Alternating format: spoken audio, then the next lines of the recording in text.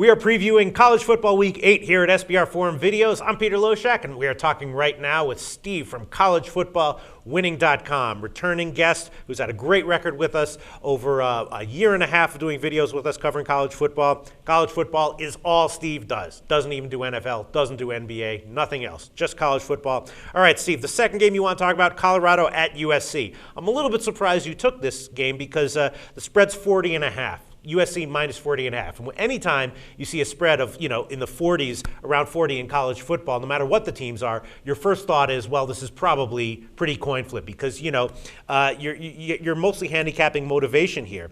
If this was USC against, Middle Tennessee State or any team, I would still, lean towards the dog. But then again, Colorado, they're clearly awful. They're having injuries. They're a complete mess. And USC, maybe they'll want to run up the score here. Maybe they do have the motivation to get a win by, 50 or 60, and they have the talent to do it as well. What's your take on this line, and why'd you pick this game? Okay, the most important issue here is the Nexus. Does anyone use Nexus on your program yet? That's totally fine. Totally fine.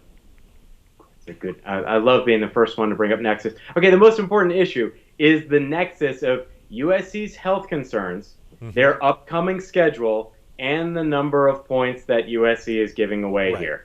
So let's explore those three things. Yes. First, in the first two games of the season, when USC was healthiest, that's very important, USC averaged 45.5 points per game.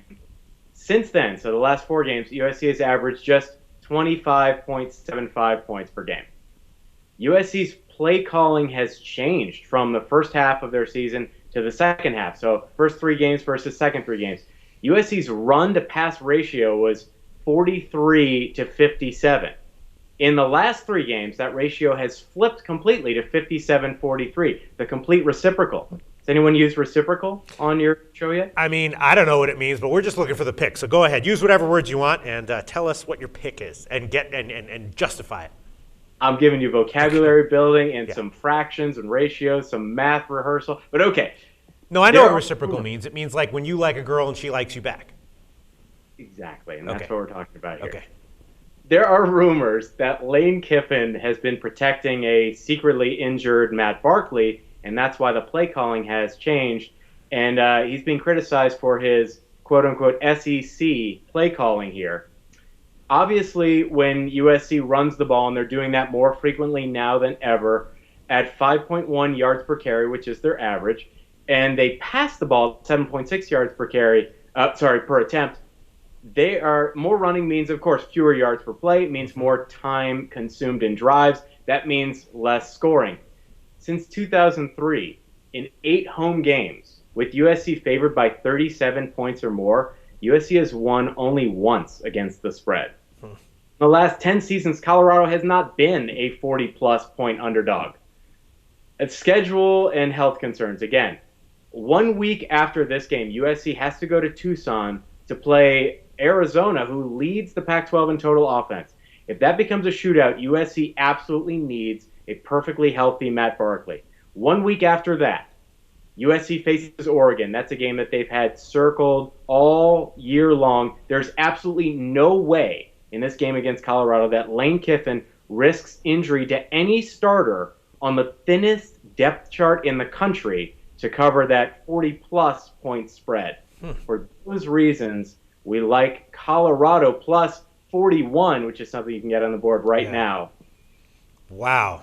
I'm not even sure. I guess my first thought is that I have personally bet Colorado as a big underdog this year a few times, and I think lost every time. I'm not sure if I won, but I feel like Colorado is a bad team that might be even worse than the lines are giving them credit for.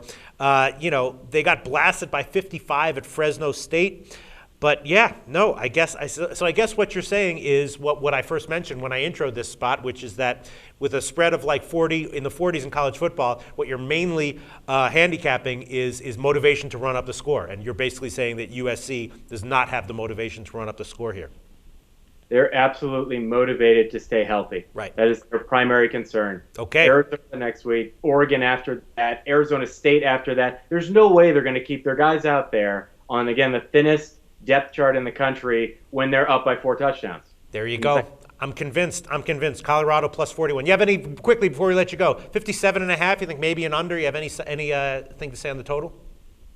I don't have a good read on that simply because, again, if Colorado gets a good special team score, there's an inopportune turnover, which we've seen from USC. There could be a little back and forth scoring, and then USC would move out to a comfortable lead. It could take the total over. But again, if USC plays the game they want to, they're running the ball a lot. Their defense is underrated and very good. This could be a low-scoring game, so I'd stay away from the total. Okay, great. Thanks so much. Great preview, Steve.